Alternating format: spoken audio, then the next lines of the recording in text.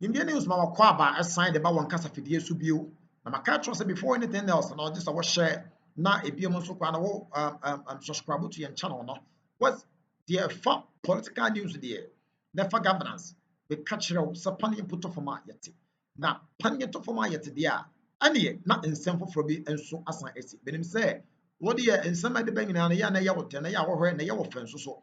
Nti no nsɛm foforɔ bi asi a Indian news yɛn nso so pan yɛ tɔ for me baabi yɛ ti nyina akyi no yɛn nsa atumi aka bi na yaso nso atumi ate saa nsɛm bi. Yɛn tie nsɛm mmra sisi a na mpanimfoɔ mpo sɛ kakum no yɛgye no kɔkɔɔ anum. De yɛba before that no subscribe to your channel no. Sabeka all other news ɛfa politics one de opesa wo tie no ɛho. Etie ba ebe ba bia susu anso person de body no fa na de asie bia no so fa comment enso to ase ne yenkenkan infama wo de ready na emeko yentie nsem mercy a wo tie no fa comment to ase ba de emfa nchemu no so ento aso yentie mra of Ghana and the Ghana Infrastructure Investment Fund to operationalize financing pillars for this program.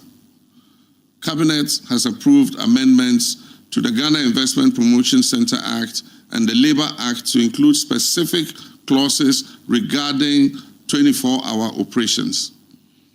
These amendments aim to enhance social protection, create an enabling environment for the 24-hour economy policy, and promote conducive business and labor relations. Already, several businesses are lining up to sign on to this policy. Some tangible actions have also been taken. The Ghana Investment Promotion Center has launched 24-hour premium services to eliminate processing delays for investors. The Ministry of Foreign Affairs has launched a 24-hour passport service with the passport application headquarters operating 24/7. The DVLA used a 24-hour service to clear a long-standing 18 months backlog of licenses and will soon commission a new 24-hour service office at Adenta in Accra. The Youth Employment Agency is set to launch the Graduates in Corporate Support GRICS program, which will attach graduates to firms operating 24 hours a day. This program is targeting 20,000 graduates. The YEA is also partnering with security agencies, the fire, police, immigration services, to provide security for 24-hour firms and is working towards training and deploying 23,000 recruits for this purpose. Recognizing the need for robust security, the police service is establishing a 24-hour police unit to improve 9 patrols and utilize technology supported by nationwide sensitization. The Minister of Energy and Green Transition is engaging the PURC to set up smart metering with a time of use tariff, charging a lesser tariff during the off-peak hours, a direct incentive for enterprises on the 24-hour economy policy. The Minister of Finance and Presidential Advisor on the 24-hour economy policy is finalizing a list of incentives for businesses to sign up for the initiative. The Ghana Publishing Company Limited has also begun 24-hour printing operations. In fulfillment of the 120-day commitment, we're pursuing new avenues of job creation, expanding employment opportunities, particularly for young graduates, and empowering the private sector as a key driver of sustainable job creation. That on Monday, I inaugurated a 19-member Accelerated Export Development Advisory Committee, which I chair myself. This committee will monitor export activities and performance across all ministries, departments, and agencies, including the Ghana Export Promotion Authority. We will not accept any business as usual attitude. The committee's functions include reviewing performance reports, monitoring targets, refining trade policy, deliberating on international trade issues, and providing policy guidance for exports.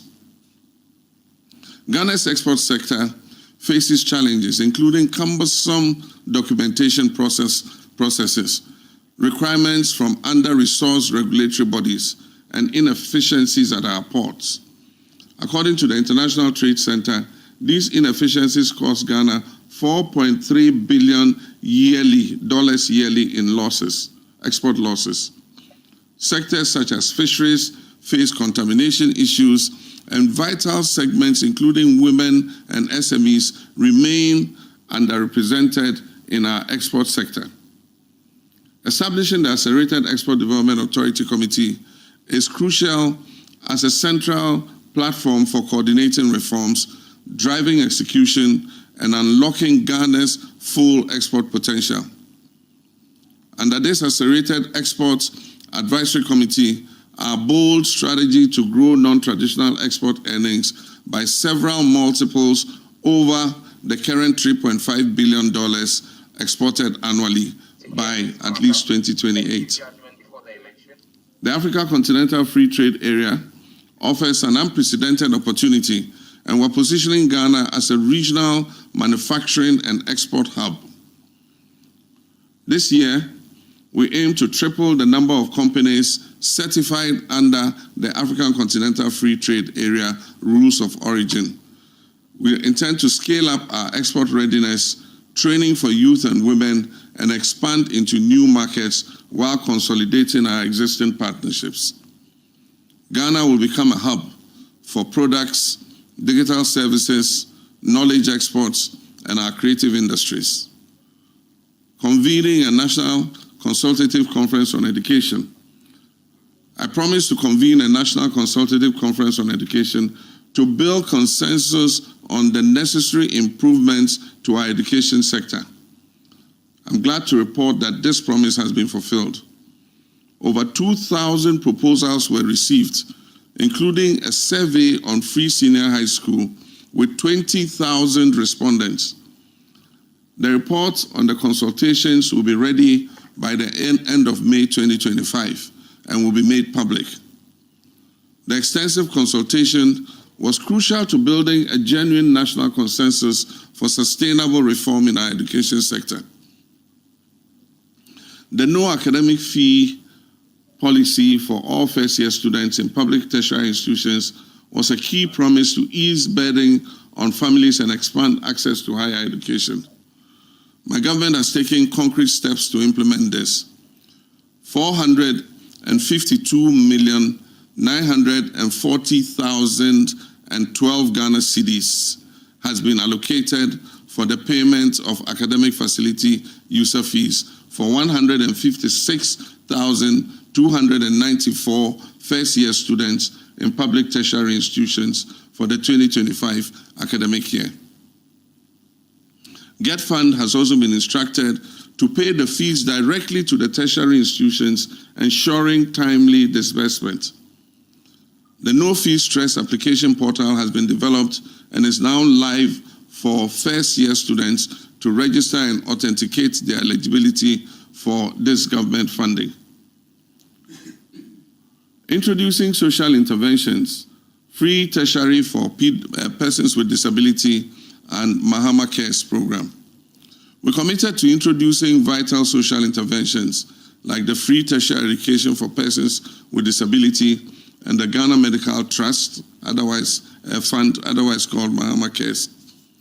For free tertiary education for persons with disabilities, budget allocation for beneficiary students has been captured in the 2025 budget statement.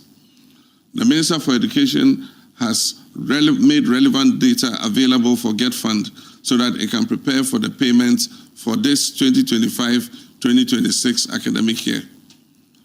The Ghana Medical Trust Fund is a bold national policy that provides direct financial support to Ghanaians who are suffering from chronic diseases that are not fully covered by our National Health Insurance Scheme. It serves as a lifeline for chronic disease care. On April 29, 2025, I officially launched the fund at the University of Ghana Medical Center, where I pledged 6 months of my salary as my contribution to start. Vice President Nana Jane also pledged 4 months of her salary to the Mahama Cares Fund, and I have since directed that every government appointee of mine should contribute at least the equivalent of 1 month's salary to the fund. This includes CEOs and all other appointees. I encourage every Ghanaian to contribute as you are willing and able. The short code for the contributions across all mobile networks is *225#. *225#. Disbursement to support needy patients will begin once the governing board is put in place.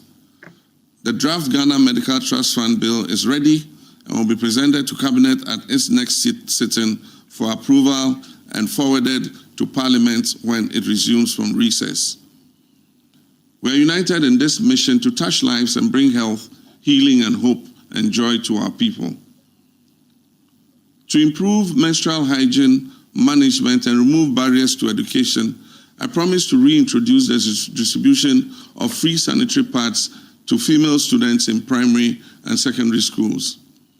The 2025 budget statement allocated 292,400,000 Ghana cedis for this commitment, and I launched this initiative on the 24th of April 2025.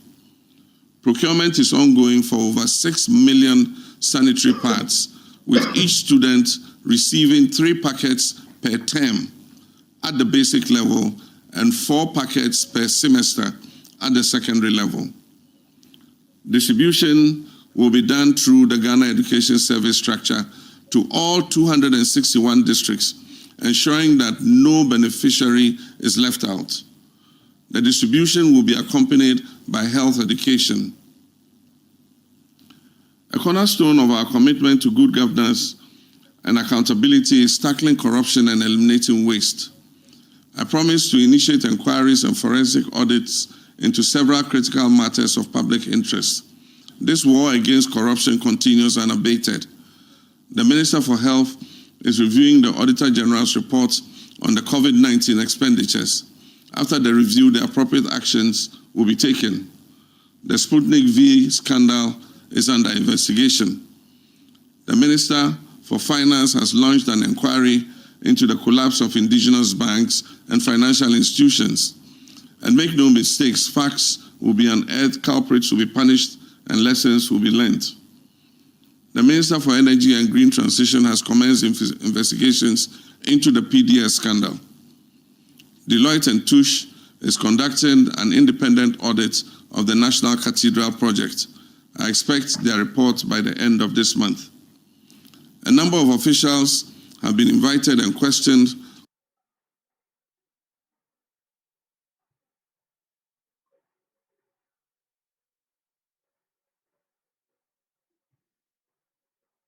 concerning the 13th African Games. On April 30th, 2025, the Attorney General filed 11 charges against a former National Signals Bureau Director General and others for various offenses. Charges will also be filed in the Accra SkyTrain and the National Service Ghost Name scandal.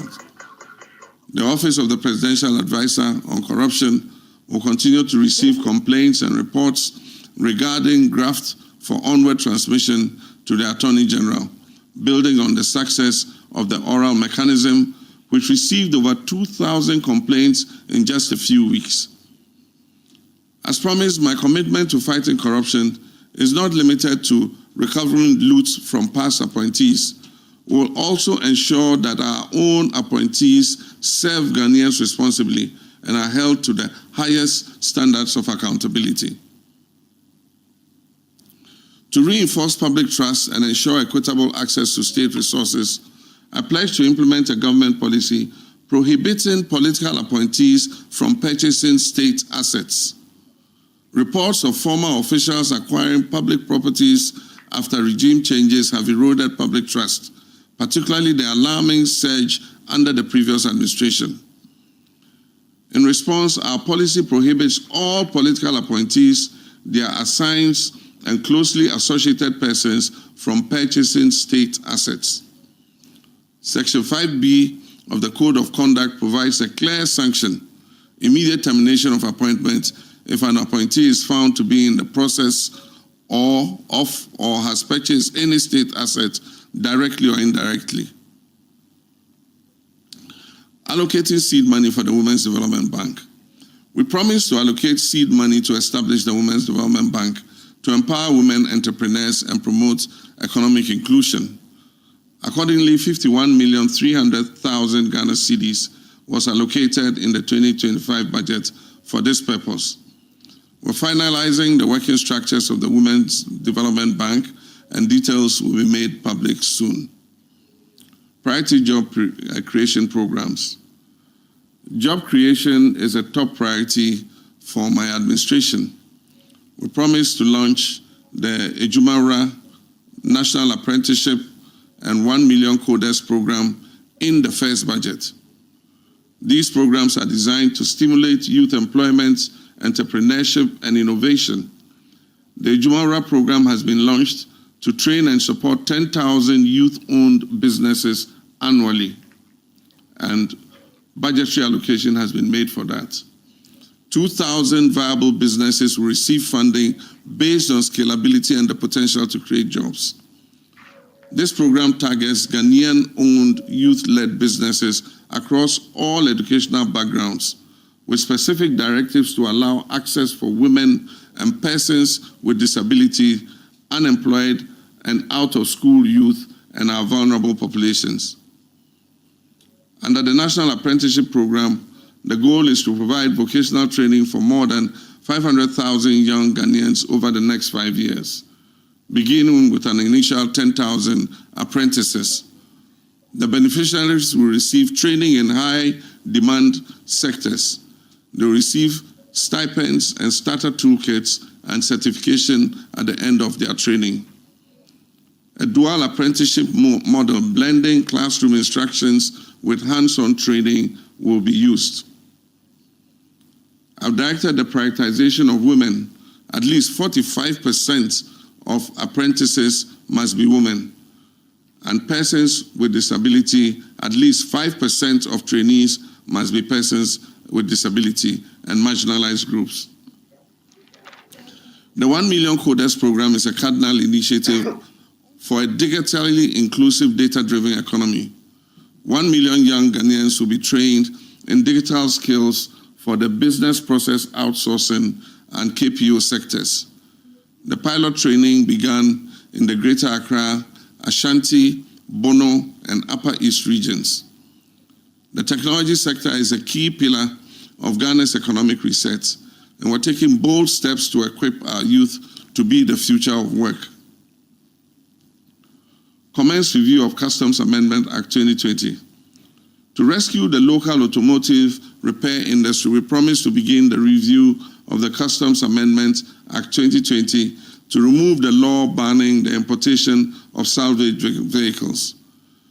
The Minister for Trade and Agribusiness has extensively engaged relevant stakeholders, including new and second-hand car dealers and assemblers. A report has been forwarded to the Ministry of Finance, where a draft bill is being prepared for Parliament. To ensure fairness and transparency and eliminate political patronage and corruption in awarding government scholarships, we promise to lay before Parliament a new bill to streamline administration and prohibit political appointees from accessing government scholarships. Cabinet has given policy approval for the new Scholarships Authority Bill to be laid before Parliament to fulfill this promise.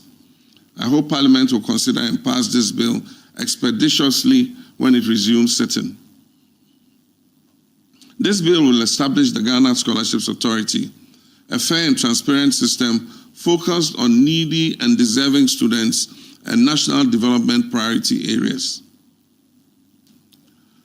Protecting our environments, especially from the threat of illegal mining, has been a strong commitment. We promise to ban illegal and new mining activities in forest reserves and roll out our Tree for Life and Blue Water initiatives to heal and sustainably harness our environment. In the first 120 days, we've taken decisive action through a 5-pronged strategy to overhaul and sanitize the mining sector. This includes regulatory reforms and strengthening the law enforcement, including joint task forces, arrests and seizures of mining equipment, stakeholder collaboration, reclamation of degraded lands, 7 out of 9 forest reserves have been reclaimed. Illegal miners have been flushed out of these forest reserves. Concerning the ban